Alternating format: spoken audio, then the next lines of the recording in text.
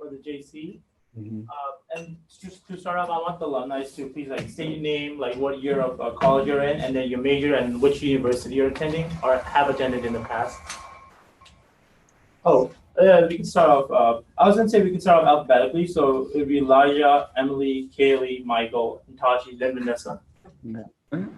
Well, my name's Elijah. I am a technically fifth year, spent 3 years at the JC, and I'm now on my second year at Cal Poly. Oh. And, I am studying microbiology here.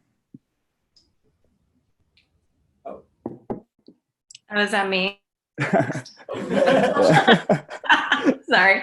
I'm Emily. I graduated from Humboldt State University spring of last year, so 2019. Botany major, and now I'm actually back at the JC doing part-time. Yeah. Oh. Me next? For Emily, could you clarify? The video kind of got cut off. Major? Yeah, your major and where you are currently. Oh, I was a botany major, and now I'm back in Santa Rosa, and I'm working at the JC part-time and at a nursery part-time. Kaili? Hi, my name is Kaili. I went to UC Berkeley. I graduated 2 years ago, so in spring of 2018. My major was biochemistry and molecular biology. I was on the PhD track, but I did some reflection on that thanks to Abigail, who's an amazing sounding board. Mm-hmm. And now I'm pursuing a master's in education. Nice. Tashi? All right. Hey, everyone. My name is Tashi Sherpa. I'm currently also a fifth year here in Cal Poly San Luis Obispo. My major is animal science, concentration in pre-veterinary medicine, and I'm trying to pursue my doctorate in veterinary medicine as well. So, yeah. I think it's Vanessa. Oh, hey, I think Vanessa. Yeah. Uh-oh, I think the mic's. Oh, Vanessa, she can't. Oh, Vanessa, we can't hear you. Can you see?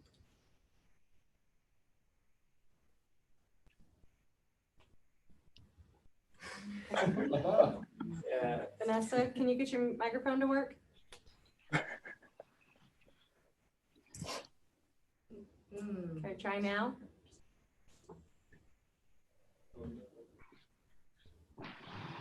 Oh. Sorry. It's okay.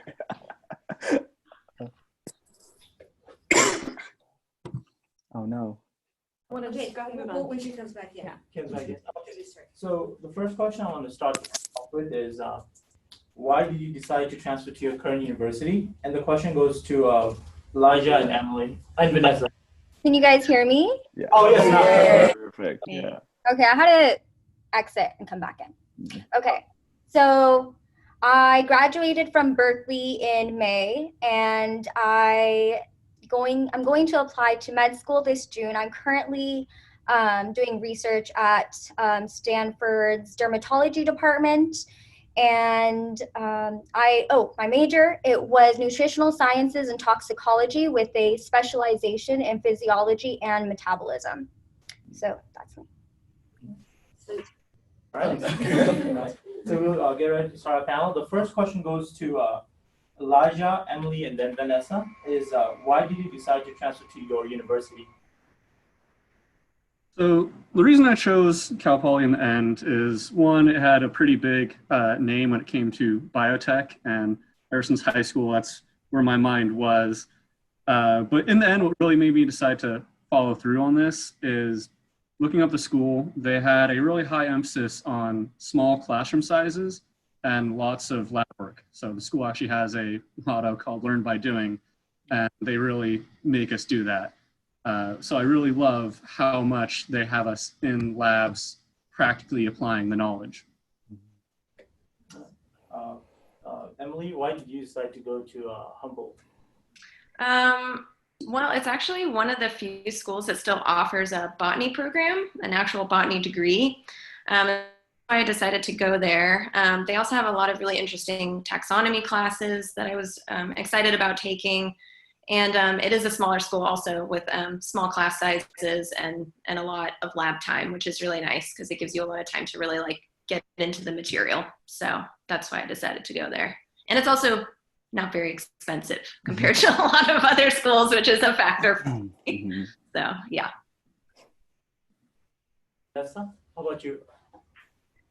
So for me, it was the major itself. I don't think it's pretty unique. And I was also enrolled at Cornell at the time. So it made me decide between the two because at Cornell, they also had a really unique major, was the fact that they actually, UC Berkeley actually called me, or at least the College of Natural Resources, they called me and felt welcome since the beginning.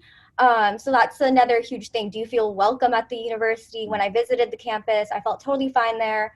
And yeah, it was mostly just the major itself, just how it integrated a whole bunch of other subjects and not just like nutrition or biology.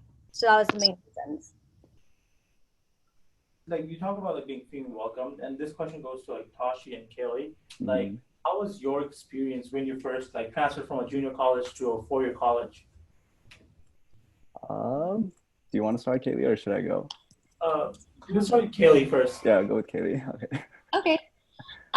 So transferring was a little bit difficult in the beginning. I would say the first year was definitely harder than the second year because I feel like I had a really core group of people at the JC who I, studied with, and like we all sort of went through the same classes together. So it was hard for me to lose that foundation, but it was nice to be able to sort of start afresh and meet new people. Yeah. I guess, yeah, going off of Kaili, definitely the first, the year was kind of difficult to adjust. However, I guess the San Jose JC STEM program in general, the way how rigorous it is and like structured it is, kind of helped me, I guess, transition easy into coursework wise, but in terms of extracurricular activities or just trying to get involved with the community or the college itself, it was a little bit of a hit or a miss, I should say, the first quarter. But it was just trying to go out of your way and just getting involved with the community or like clubs. So it was, just a little bit of a, I guess, trial and error for me. So. All right. Okay. And then, so this is to all the alumni, and then we'll go with Eliza, Emily, Kaili, Tashi, then Vanessa. Do you list some of the activities, like when you first got into Ford University, what activities did you take part in the campus? Or are you still taking part in? So for me, one of the first things I actually did before I even was officially enrolled at the school was I started working in one of the labs here, actually. And it's this very same lab that I'm still in right now. But other than that, working in the lab, there's been a lot of transfer community events. So Cal Poly has actually been working on trying to be really open and accepting of transfer students and helping. We actually just opened up a transfer center. But between those events and then all the club events, like the biotech club has put on a lot of career fairs and informational meetings. So I'd say that's mostly what I've been doing. Emily? Activities. My first summer, after my first semester, I did some summer research with actually more the forest rather than the botany department. So wildfire, working grad students on their research projects, which was really cool. And then I did an internship with state parks because Humboldt is kind of situated right next to Redwood National and State Park, literally just right there. So there's a lot of interesting stuff to be involved with and volunteering with them. And then some research in the forest physiology lab too. So those were the things I was involved with. Not too many clubs. I probably should have done them.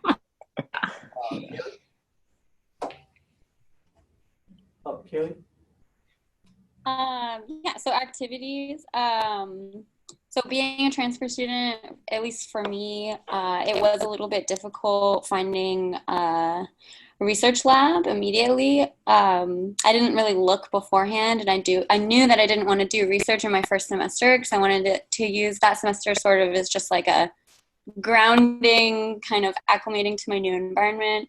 So during that time, I got involved with this volunteer program where you are paired up with a high school student in the local area. So I was paired up with someone at Berkeley High School, and you sort of mentor them through their writing process. So it was with a just like a standard high school English class, just to sort of give them, like confidence and encouragement and validation in their progress. And then I also did it's a thing called a decal. So it's a sort of a student-led course that Cal has for the student body. I was participating in one that was about stem cells, so sort of the science and the society behind them, sorry. And then eventually I did find research, and then, all your time goes into research once you're in the lab. So that sort of like took over everything else. Most definitely, yeah. Next is Tashi. Oh, for sure. Okay. Yeah. So just like going back to what Elijah was saying, we do have this thing called Week of Welcome here at Cal Poly. So for us transfer students, luckily we have the opportunity of getting involved with either intramurals or club showcase. So in between that time, I just had, I guess like struck luck, but ran into the veterinary science club on campus, which is actually pretty like small, but in terms of like the community wise, they're pretty like a well outreach here in San Luis Obispo. Other than that, just intramurals, playing soccer at the moment, doing co-ed or futsal on Fridays. So definitely getting involved in terms of athletic wise. But in terms of internship, there's a lot of opportunities based on college to college. You probably already know about this, but doing your research ahead of time is like kind of like a beneficial thing. So I would say look into that. But yeah, besides soccer and just the vet science club, that's pretty much it at the moment. Yeah. And Vanessa. Yeah. Actually, I have a question for Elijah real fast. Elijah, well, because you were in the a research lab for so long, do you think that's helped you, or have you been in any, have you got an authorship, or do you think that's helped with that? So if I was in a different lab, it definitely would have. Mine's actually unique in that we're a sponsored program. So instead of me doing it for credits or other stuff, I'm actually getting paid. So we don't publish too often is the problem. But definitely having a publication, I was at the Buck Institute before I transferred here, and I got a co-authorship on that. And I feel like that's definitely helped my prospects. I'm actually interviewing in Germany next month for a graduate program. And I feel like that really helped me distinguish myself. And speaking of the Buck Institute, just quickly, what I did, so what Abigail helped me with is getting an internship or a research position, my first semester at Berkeley. Within the first few weeks, there's an application to join a research lab, and I quickly got on that, submitted an application, and because I did research at the Buck Institute, thanks to Mrs. Zoger, I had background in aging science, and I was able to get into a lab, and I did that for one semester. And then my second semester, I got involved with a local clinic, and I was able to teach in Spanish some nutrition courses. And then my last year, I just wanted to make sure I would get the highest grades possible, and so I didn't want to join a lab. So instead, I did do other extracurriculars, like Kaili said. There's decals, student-run classes, and so one of them that I joined was a massage class, so that was fun. I also did tennis my last year, and just other courses that weren't necessarily related to my major. So in anthropology and sociology, politics, and that was really fun. So like you guys all transferred out like out of your hometown, like Santa Rosa, Sonoma, to move into different places. So, like when you moved out, like what was your process of finding housing, and then how, like if you live in campus or out of campus, why did you decide to like live in that place? Oh, and then the question goes to like actually everyone. So we'll start with Elijah. So for me, I actually already knew two people that would be down in the area, one who's already attending and someone who's going to be moving in with them. and they approached me asking if I wanted to live with them. And we ended up living off campus the first year, even though Cal Poly did offer guaranteed housing for transfer. But for me, it was more of a situation. I already knew I was going to be working outside of campus, and I had a car. Trying to get a parking pass on campus was difficult. Already, Cal Poly gives you free bus fare with your ID card. So I didn't really see a reason to stay on campus, especially since it's often actually cheaper off campus if you can find roommates. So like when you still staying on it. So if you living off campus, you said you decided to take public transport instead of like commuting in your own personal car. Yeah. So for me, it was because Cal Poly part of your tuition already covers all bus fares with your ID card. Whereas if I was to try and find parking on campus, it's about a few hundred to, I think it's like 500 was the last number I heard for a whole year parking permit. And for one, helping the environment, but two, it's just much cheaper to take the transit. Next, Emily. In terms of housing, I pretty much just looked at Craigslist and found a house pretty close to campus. I got really lucky. My husband's a librarian. I just took him along, and that always wins me points because they're like, oh, librarians, nice, responsible, quiet people.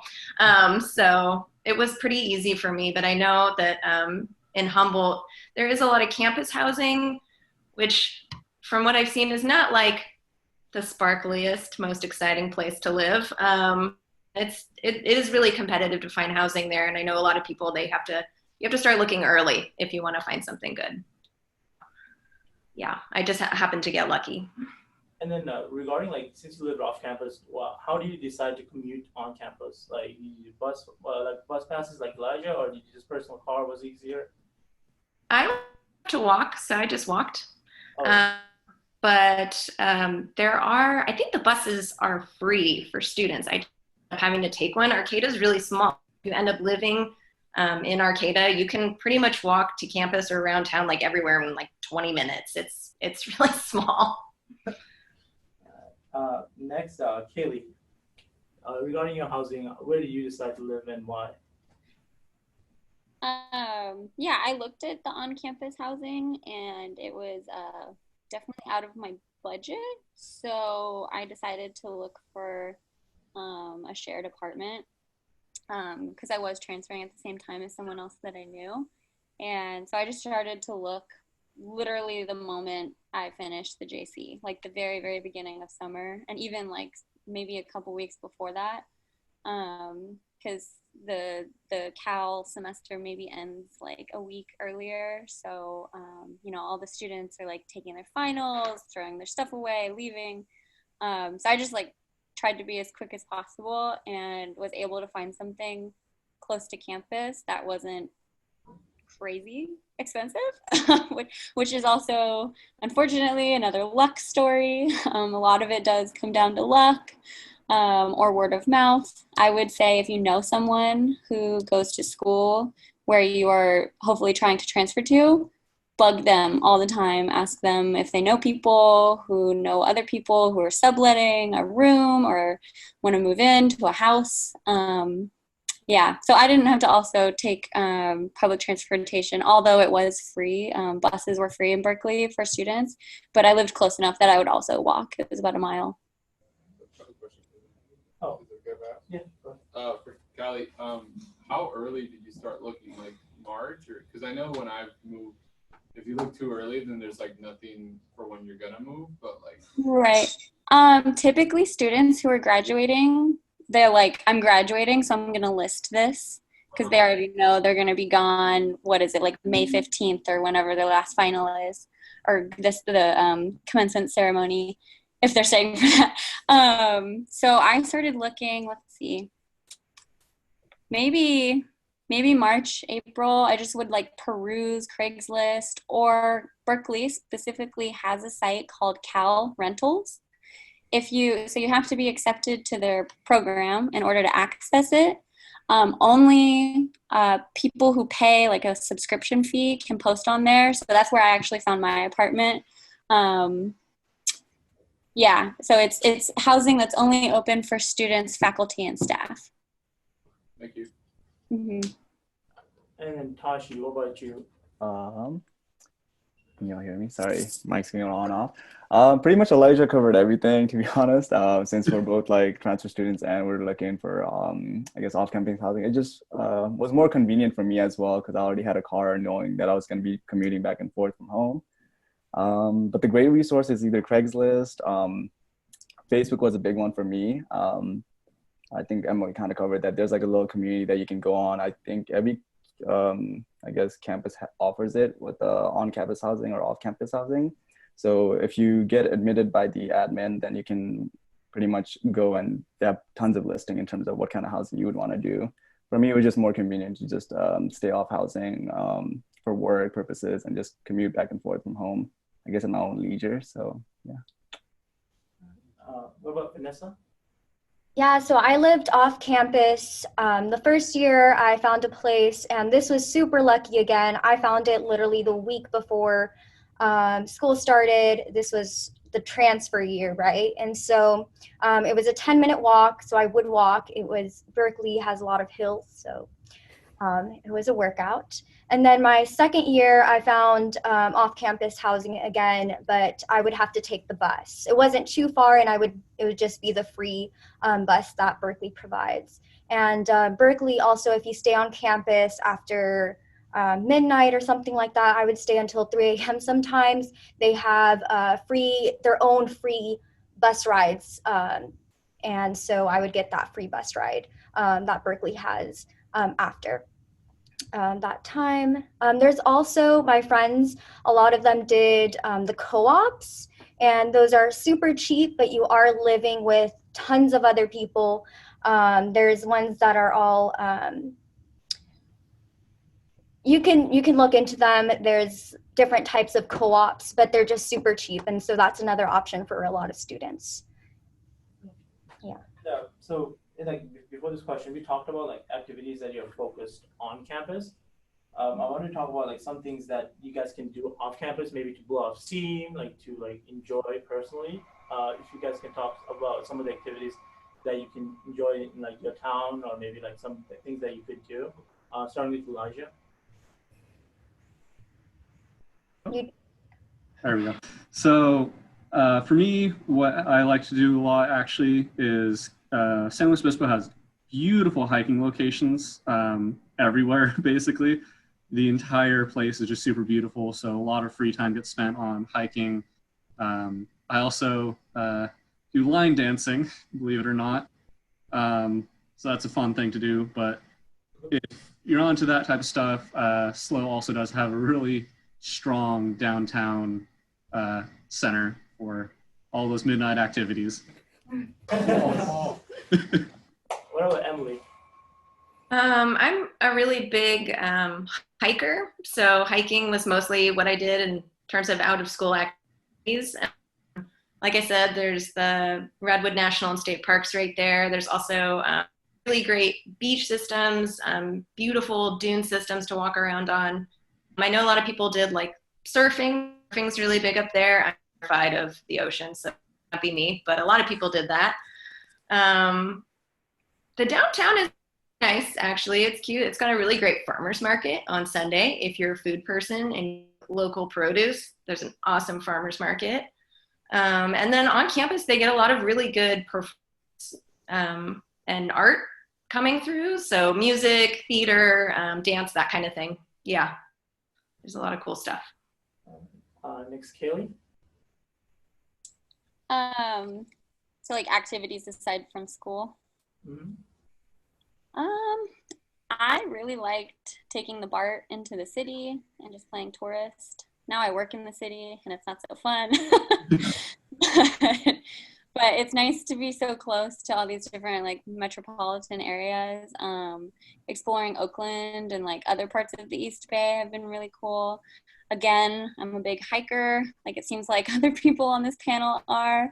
And there's some really beautiful parks that I've discovered out here that are kind of, I don't know, I didn't expect to find such a secluded area in such a busy city. I oftentimes went to like shows at the Greek Theater. That was always really fun. Especially if you don't feel like paying for a ticket, because you can just see it from it's on a hill, so you can just go on the other side of the hill. So free shows for students, just kidding. Yeah, and just like, you know, Berkeley's downtown is okay. It's not like the most exciting place, but again, it has all the sort of nightlife activities for college students. There's a bunch of frats if you're into that. Yeah. Tashi?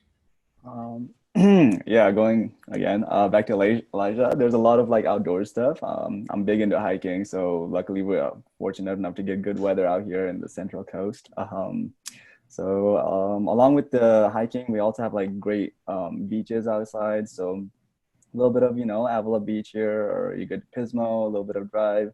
If you're 21 and plus, there's a bit of wine tasting out here you can do as well. So on your free time, of course. But other than that, yeah, just a lot of outdoors activities, I would say, from hiking to just going to the beaches once in a while. It's cool, yeah. Vanessa? Oh, I don't think I went out much. I think I only went to like coffee shops to study, and then maybe a restaurant here and there, because there's a lot of really good food places in Berkeley. There is the Rose Garden. I went there probably once, and yeah, that's it. I didn't do much. And so, like, this kind of an ending question, like from me at least.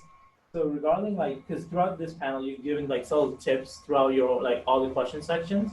So I wanted to kind of see if you guys had any like big tips that you feel like every transfer student should know about at least your college or like transfer process in general. So if we can share those, starting with Elijah. So I think one of the biggest things I can say, at least in my experience, is definitely look up your class size before you even apply. Ends up, my class size, the micro program at Cal Poly, is only about 20 people graduating from it each year.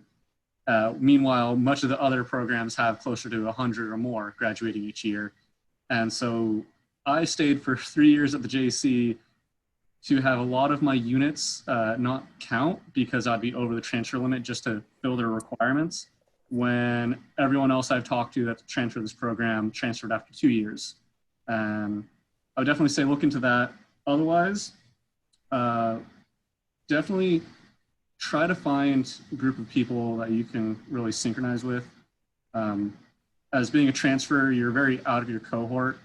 I haven't been seeing familiar faces until this quarter. So all of my first year was just taking care of prerequisites, and it was never the same people in the same classes with me. And only just now am I with the people I'll be graduating with. So definitely try to find a group of people that you can really rely and lean on. And Emily, do you want to add anything onto the tips? Sorry. Elijah, I had a question for you, which is, you said that a lot of your classes didn't transfer over. Is that just because you had too many units, or they just weren't the same class? Too many units, actually. So Cal Poly will cut off units from community college past 90. They'll pick and choose the ones that would help you best to actually apply towards their degree, but yeah, a good number will be cut off.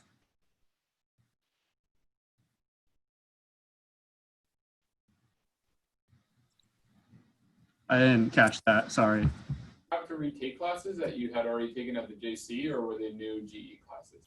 So if it's a core class, you'd have to retake it, but if it's a class that isn't required for your major, but let's say is a prereq to get into one of them, they'll let that count as equivalence. So there's not many that I actually have to fully retake, but definitely keep that in mind. Like I said, they try to choose what will help you best. So there's some classes that I took at the JC that serve no purpose other than just saying, hey, I have the prereq done for this class, even though we're not going to give you the units for it.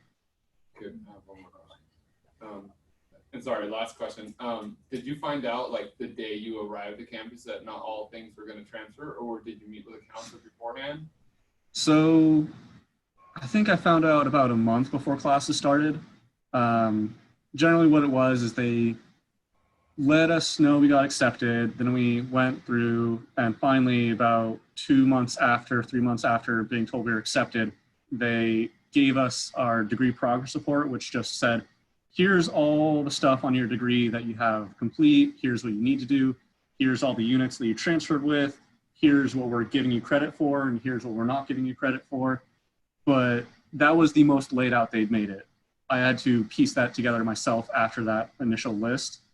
And so without the help of my advisors on campus, I actually would have been floundering trying to put all that together. And I think we have one more question for you. Sorry. When you were at the JC, did you follow any guidelines about like classes that you would take and transfer over to SLO, or did you just like take a bunch of classes that you thought like, well, not you thought, but for your major, like prereqs for your major? So what I did was Cal Poly actually has on their website for transferring what they list as requirements for that major. So for microbiology, they actually have the entire list available of what classes they want as a competitive applicant. And then from there, I just looked at that list of their classes, and then I looked at assist and saw what classes are equivalent at the JC and have an articulation agreement. So can I ask a question? Yeah, Elijah, what do you think would have helped somebody at the JC to avoid that situation? It sounds like some of that information you can't get until you're accepted into the program, but are there things that you think might be good avenues for people to inquire so they don't end up similarly? Definitely in terms of like the class size and competitiveness, it might help to actually contact. I meant for all these units that you got cut off on. So I actually already knew I was going to get those units cut off. Okay. They're very upfront that most universities will cut you off at a certain amount of units. So for those on the quarter system, it's 90. They'll never give you more than 90 for a community college. But beyond that, to try and tease out those pieces of information, it might be best to actually contact the department that you're applying to directly and ask those questions. For example, like, again, back to the class size stuff, that is available on Poly's website, but if I didn't find that after I came here, the next best place to go is actually ask the department directly. Thank you. All right. Next is Emily. What advice would you have for recently transferred students? I would say, even though you probably at this point like picked a major and there's a department that you're in, that shouldn't stop you from kind of,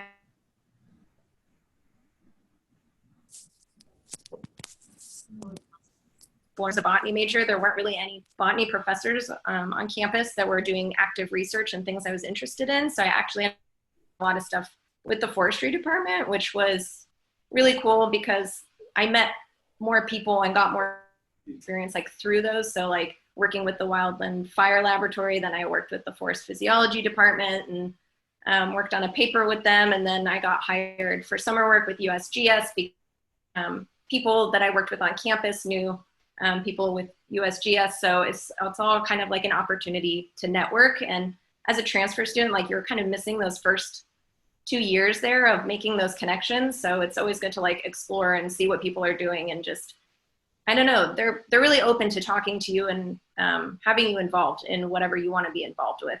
It felt very welcoming in that way. So I would encourage people to do that.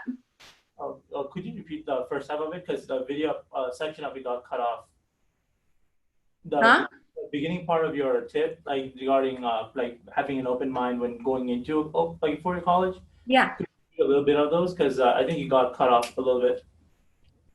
Oh, just exploring other departments, not just where your major is. So forestry or just geology, zoology, or, you know, like I was a botany major, just looking at all the seeing what kind of research they're doing and trying to get involved in whatever piques your interest. Don't yourself, I guess would be my advice.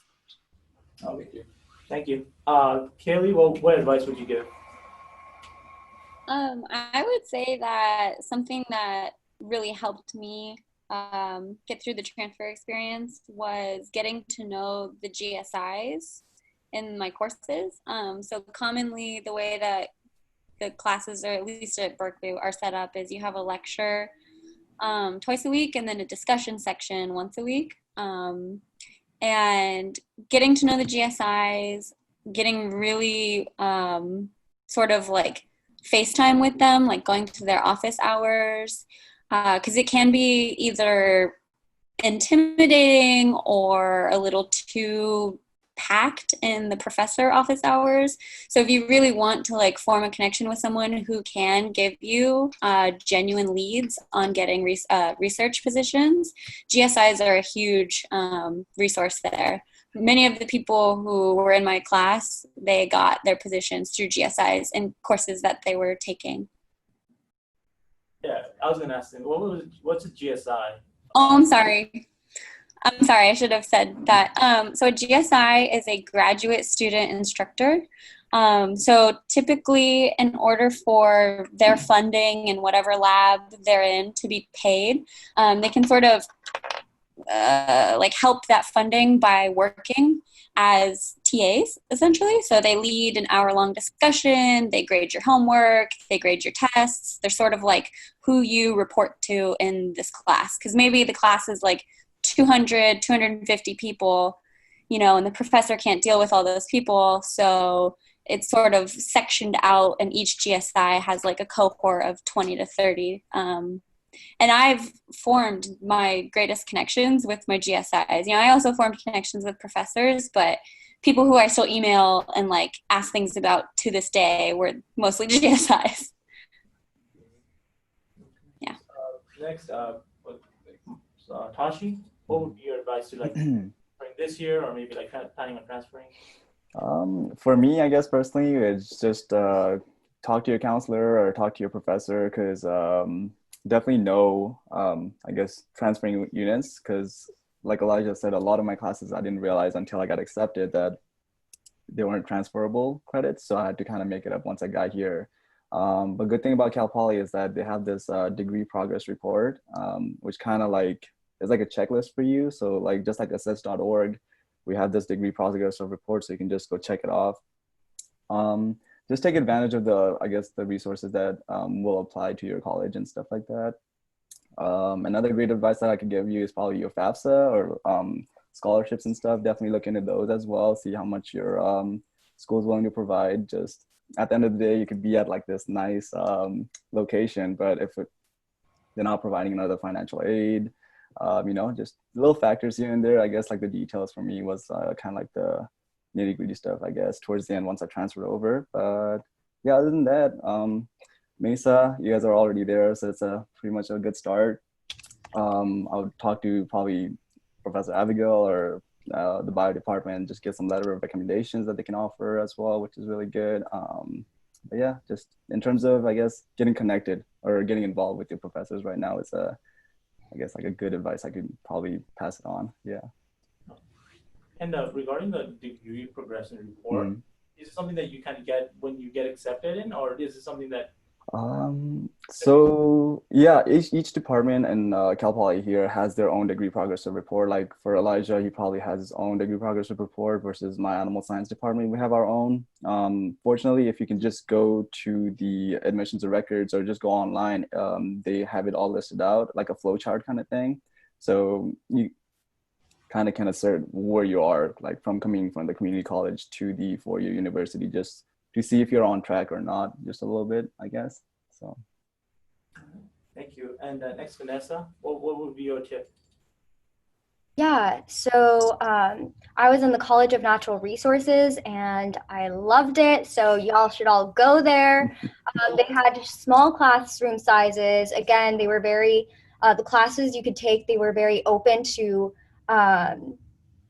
the classes you can take, the courses you can take were just, you could take them from like different departments, and they were okay with that, and that could go towards your major.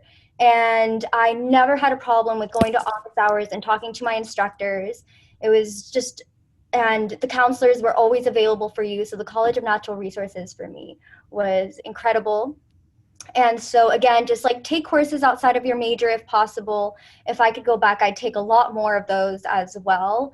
So that's just do that if you can. And just overall, I like wrote a list of tips. So I'm just looking at that. Just enjoy the whole process, because I totally miss it and I wish I can go back right now. So miss those late nights and like study, make friends.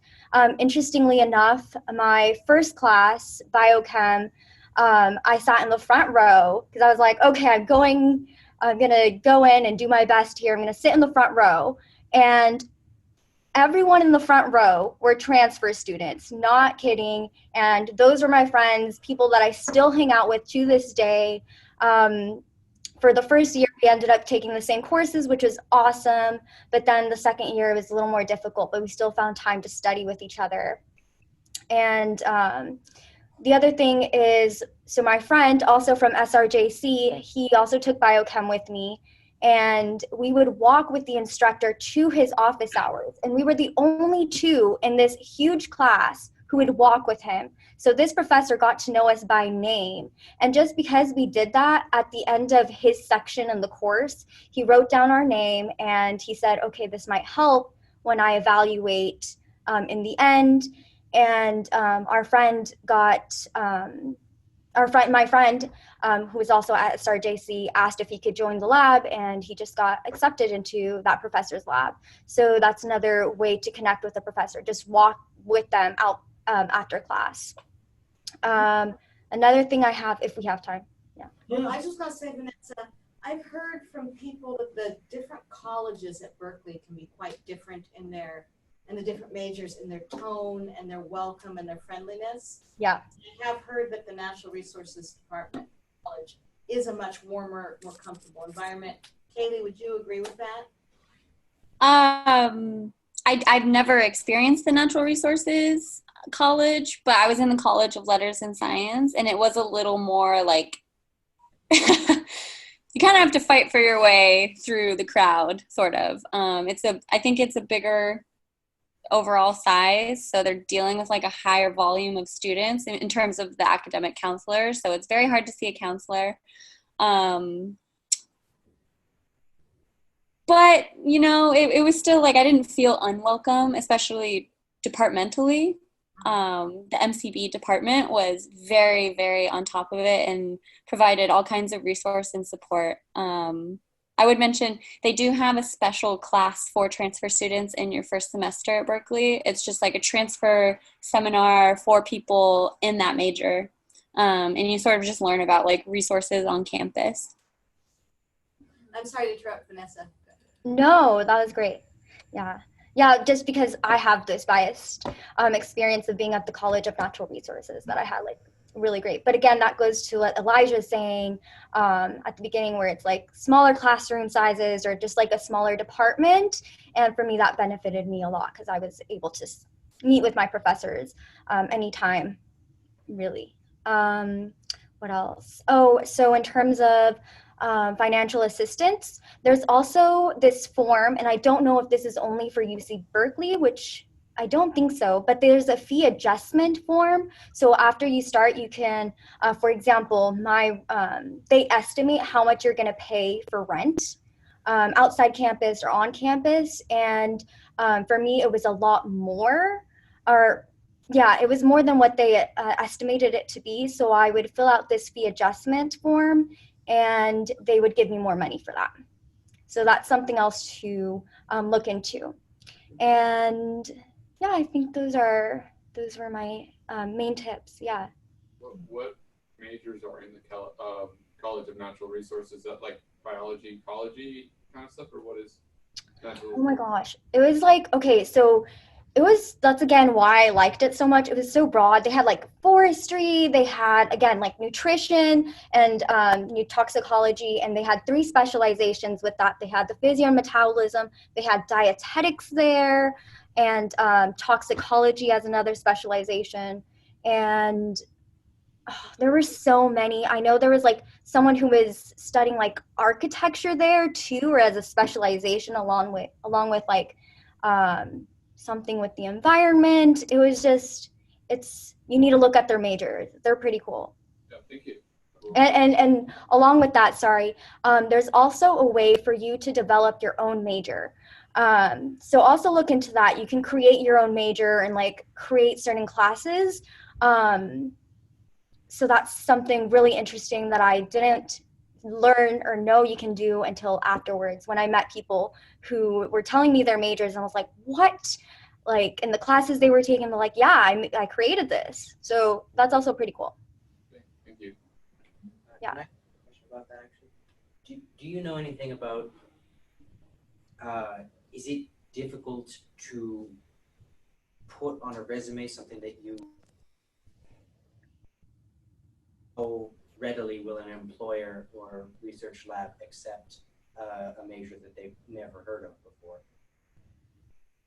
Yeah, anyone can speak to this if any of the other panelists have something. So again, my major, it's not something I created, but it's not a major that you might hear often. It's not just like biochem or something. So in my experience in applying to positions, I kind of tailor it. So a lot of the positions I wanted to get into for labs, for example, I would not really say that I was nutrition in toxicology. I would just say physiology and metabolism. Yet a lot of people don't know that. And like in a lot of like on LinkedIn, if you look up like requirements, they'll be like, oh, we want someone who studied biochem or microbio.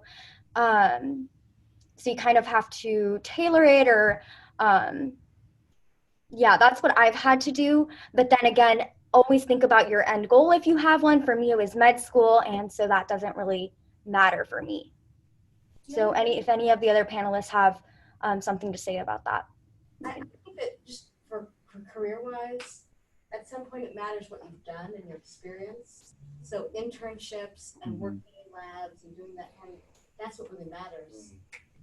If you want to go on for an employer, like what have you done?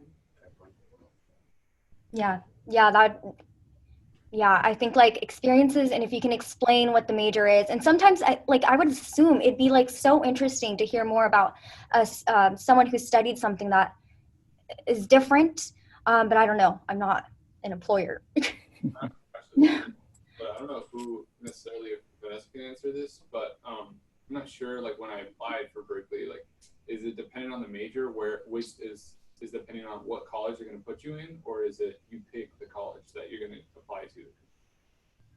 Like I remember it was something that had to do with biology, but I'm not sure if it was like in that college of natural science or if it was something else. Like you pick what college you go to once you're accepted, or is it what you apply to?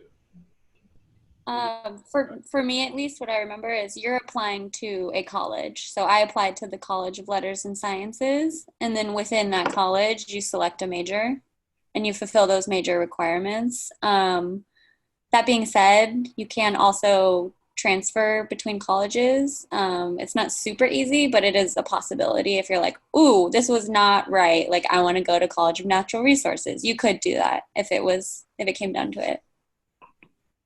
Except for Cal Poly is super strict.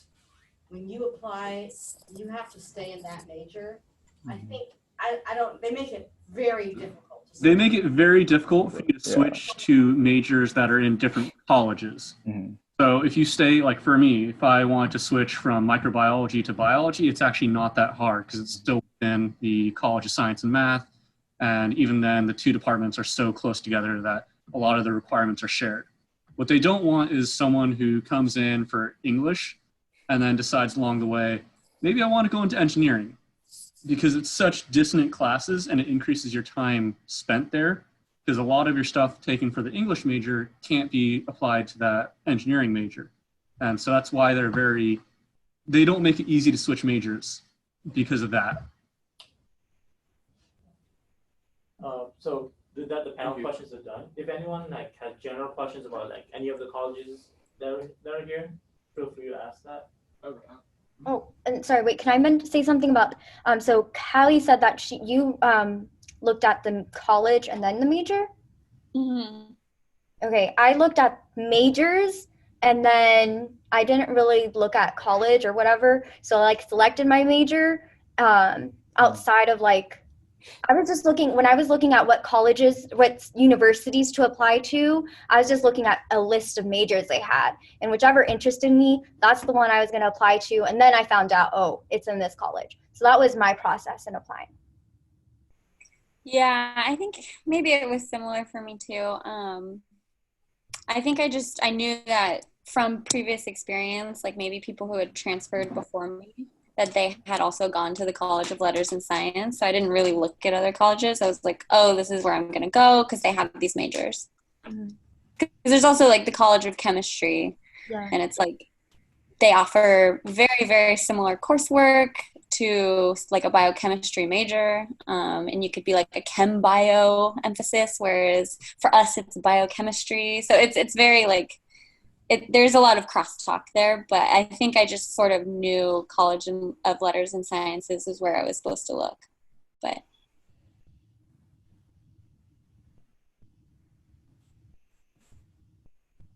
like I know I've heard from some people say that the JC is really rigorous and that really helped them with the classes they ended up taking at wherever they transferred to. But did any of you feel that the classes were much harder, or I don't know, did the JC prepare you pretty well for the classes you were taking, or kind of experience on that? I don't know if anyone has anything to say about that.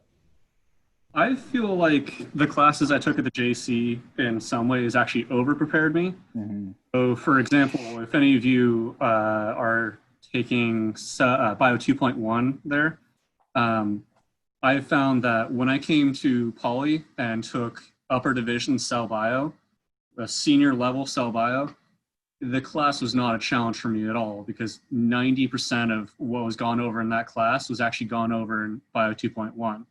Meanwhile, people who had been here since freshman year were struggling because a lot of this was completely new to them.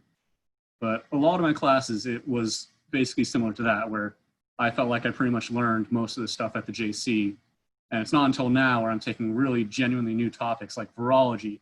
This one's a real struggle because you barely touch any topics of viruses at any other classes before this.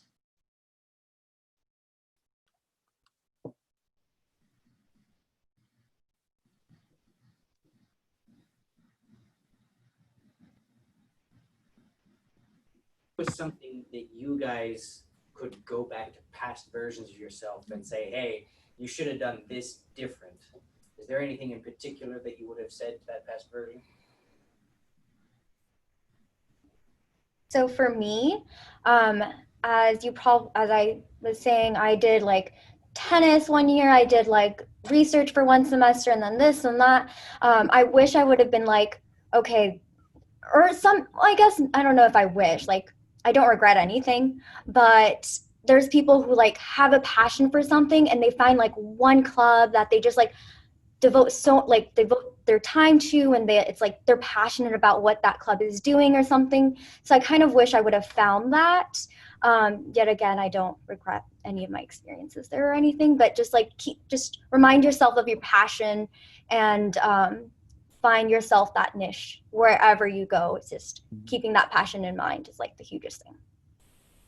yeah, I would add to that, don't get too hung up on getting straight A's because you are transfer students and you're probably going to be at the top of every class that you're in regardless because you are so well prepared. So don't let that sort of imposter syndrome fool you, because you can take time to be curious and explore and have maybe even a little bit of fun. Also, like, speaking as a person who totally did not do any of this during my 2 transfer years, I was just like Vanessa. I did hardly any extracurriculars. I didn't go out. I didn't like do clubs. I was school, studying, lab, that's it. But that would be something to just keep in mind. Try to like let that go a little bit. Like let go of, I need to get an A. Well, I have a question. Would you guys be willing to put in the chat session your email contacts? So, would you be willing to be contacted by SRJC students about advice at your transfer institution? Yeah. Most definitely, yeah. So we can collect that, and that can be part of the video. What I heard is you guys are going to want to talk to people. So I think with that, I think we can end our panel on 6:50, 4:55. Thank you so much, guys, Thank you for so being part of the panel. much. Big round of applause. You guys.